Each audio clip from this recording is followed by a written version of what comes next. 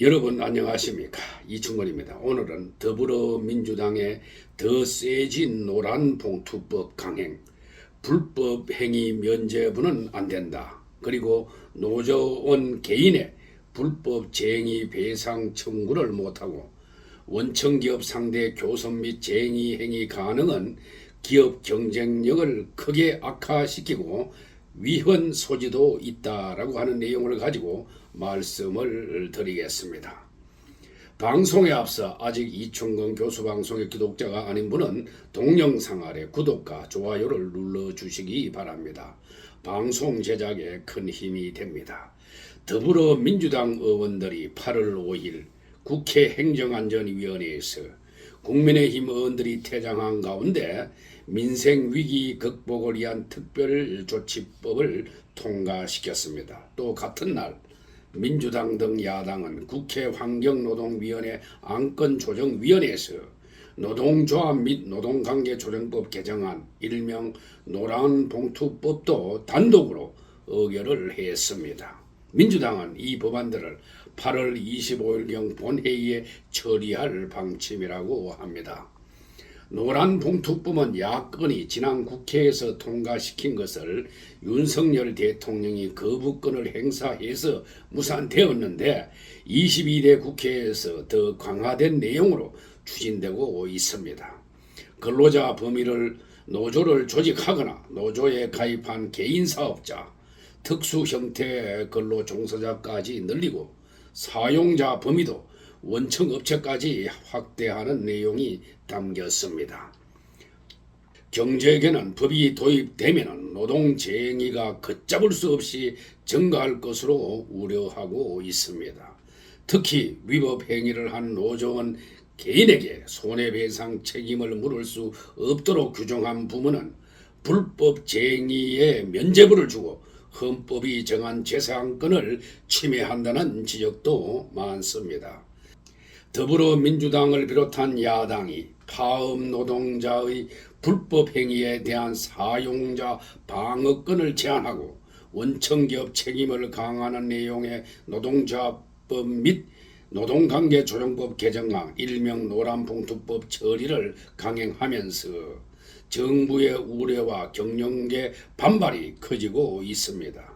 노란봉투법은 21대 국회에서 대통령의 거부권 행사로 무산되었지만은 야당은 더 강력한 독소조항을 담아서 새 법안 처리를 밀어붙이고 있습니다. 노란봉투법은 노조의 쟁의권을 강화하는 법안을 포괄해 지칭합니다. 2014년 법원이 쌍용자동차와 경찰이 쌍용차 노조 관계자를 대상으로 낸 손해배상 청구 소송에서 47억 원의 손해배상 판결을 하자 시민들이 언론사에 성금 4만 5천 원을 노란봉투에 넣어 보낸 데서 유래되었습니다. 2022년 대우조선 해양사태로 사측이 불법 쟁의 행위에 돌입한 노조를 상대로 피해액 470억 원 배상 소송을 제기하자 21대 국회에서 노동조합법 개정 논의가 촉발되었고 이후 법안까지 통과됐지만은 윤석열 대통령의 거부권 행사로 결국 폐기되었습니다. 제 생각에는 당연히 위헌 소지가 있기 때문에 대통령은 거부권을 행사해야 된다고 봅니다. 22대 국회에서 노란봉투법 재추진에 나선 더불어민주당 등 야당의 행보는 거침이 없습니다. 그야말로 속전속결입니다. 절차상 하자 논란에도 야당은 법률 개정안에 대해 국회법이 규정한 숙려기간 15일도 건너뛰고 지난 7월 20일 국민의힘 의원과 노동부 장관이 불참한 가운데 단독으로 국회 환경노동위원회 전체 회의에 개정안을 상정했습니다. 지난 7월 26일 공청회에 이어서 지난 27일 입법청문회를 열었습니다. 여당과 야당, 경영계와 노동계는 첨예하게 맞붙었습니다. 특히 쟁점 중 하나는 불법 쟁의 행위에 대한 면죄부 논란입니다. 지난번 노란봉투법이 노조원 개인의 불법성 책임에 대해서 그 입증 의무를 회사 측에 부과했지만은 이번에는 한 발 더 나아가 노조원 개인에게는 아예 책임을 묻지 못하게 했습니다. 이러한 법을 만드는 저희가 무엇인지 저는 민주당에 묻고 싶습니다. 야당과 노동계는 기업의 보복 목적 소송 남용을 막고 노동자 투쟁권 보호를 위한 조치라고 주장하고 있습니다. 하지만 사측은 노조에만 예의를 인정한 이런 조항은 법적 형평성에 어긋날 뿐만 아니라 불법 파업을 조장할 것이라며 맞서고 있습니다.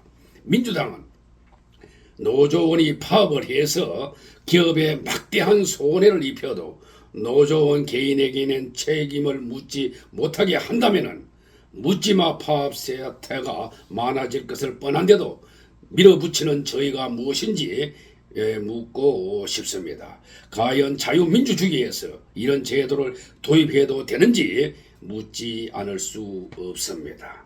이뿐만 아닙니다. 개정안에서 확대한 근로자와 사용자 범위는 노사분규의 상시화를 가져올 수가 있습니다. 개정안은 노조를 조직하거나 가입한 자를 근로자로 추정한다라고 했습니다. 이렇게 되면은 개인 사업자 신분인 특수고용노동자나 프리랜서, 해고자도 노조를 만들어 기업의 교섭을 요구하거나 쟁의할 수 있게 됩니다. 또 사용자 개념도 넓혀졌습니다. 근로계약 체결의 당사자가 아니더라도 근로자의 근로 조건에 대해서 실질적이고 구체적으로 지배 결정할 수 있는 자로 규정을 했습니다. 하청 협력업체 직원이 원청업체나 대기업을 상대로 교섭이나 쟁의 행위에 돌입할 수도 있다는 것입니다.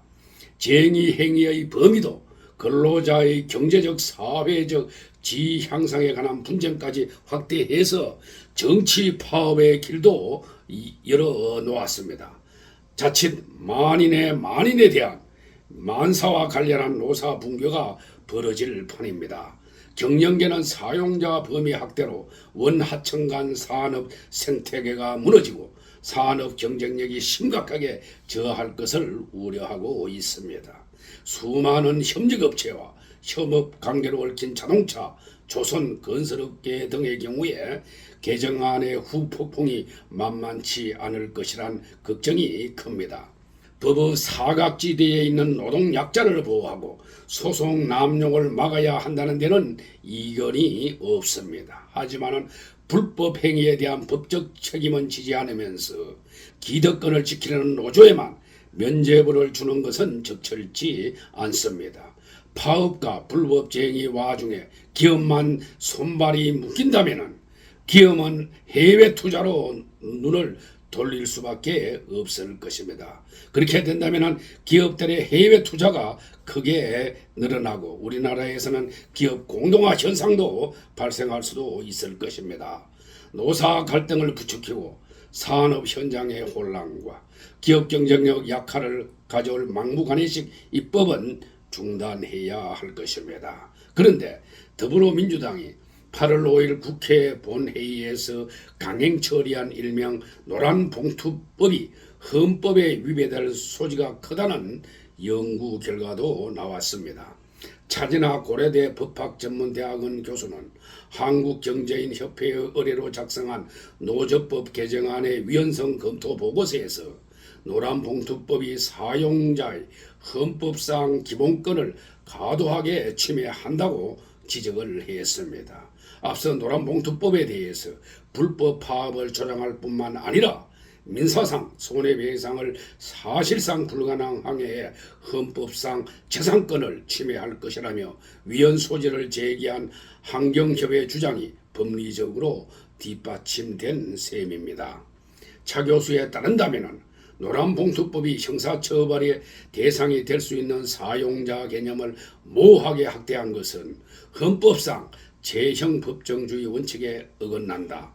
노동쟁의 개념을 확대해서 구조조정 등 고유의 경영권에 해당하는 사항에 대해서도 쟁의 행위가 가능해지면서 사용자의 직업의 자유, 재산권 등 기본권을 침해할 수 있다. 정당한 교섭이나 쟁의 행위뿐만 아니라 그 밖에 노동자의 활동에 대해서도 사용자의 손해배상 청구를 제한하도록 규정한 것은 헌법상 명확성 원칙에 위배되고 폭력 등 노조의 불법 행위까지 정당화하는 요인으로 지적됐다고 했습니다. 아울러 피해자인 사용자가 손실에 대한 개별 노조원의 기여도를 입증하도록 한 점은 사용자의 손해배상 청구권을 사실상 무력화하고 평등권과 재산권을 침해한 것이라고 차 교수는 지적을 했습니다. 파업 노동자 개인에 대한 사측의 손해배상 청구를 금지한 노란봉투법에 대한 각계의 지적과 우려를 경청해야 할 때입니다. 한국중견기업연합회가 8월 8일 공개한 설문조사 결과 중견기업 가운데 73.4%가 노란봉투법에 대해서 기업 경쟁력과 일자리 창출, 국가 경제에 부정적 영향을 미칠 것으로 보는 것으로 나타났습니다. 글로벌 불확실성이 고조되고 퍼펙트 스톰, 즉 초대형 복합위기가 밀려오는 상황에서 위헌 소지가 있는 법을 강행해서 노사 대립과 산업 현장의 혼란을 증폭시키면 우리 기업들이 살아남기 어려울 것입니다. 정부 여당이 민생지원금 25만원 지원법과 노란봉투법 등 두 법안에 강한 반대 의사를 밝혀온 만큼 더불어민주당 등 야당이 단독으로 본회의에 통과시켜더라도 대통령은 거부권을 행사할 필요가 있습니다. 25만원 민생지원법은 고물가와 재정적자 확대라는 경제 현실에 맞지 않을 뿐만 아니라 국민의 삶의 질을 개선하는 효과도 거의 없고 국가 채무만 증가시킬 뿐입니다. 심지어 전국민 1인당 25만원의 민생지원금을 지역사랑 상품권으로 지급할 경우에 상품권 발행회사의 수수료를 1.1%로 가정할 경우에 기업체의 수수료 수입이 약 1,430억 정도 된다고 하는데, 이는 지자체의 장이 잘 아는 업체에 배정할 경우 특정 업체를 지원해주는 효과도 있습니다. 특히 이에 대해서 최보식의 언론에서는 경기도 등 일부 지자체의 경우 진보 좌파 기업들의 자금줄이 될 수 있다고도 했습니다. 아무튼 노란봉투법은 상술한 바와 같이 위헌 소지까지 있고 노사관계의 건강까지 흔들 수가 있습니다. 그런데도 민주당은 법안의 위험성을 눈감고 속전속결로 밀어붙이겠다고 합니다. 대통령의 거부권 행사를 유도한 뒤에 국민과 노동자를 위한 입법을 집권 세력이 막았다고 주장하면서 정치적 이득을 챙기려는 속셈으로 볼 수밖에 없습니다. 국민들은 이러한 민주당의 저의를 정확하게 파악해서 여론을 주도해 나가야 할 것입니다. 이에 따라서 대통령은 당연히 악법인 노란봉투법은 거부권을 행사해야 한다고 봅니다. 오늘 방송은 여기서 마치겠습니다. 제 영상을 끝까지 시청해 주신 여러분들께 감사의 말씀을 드립니다.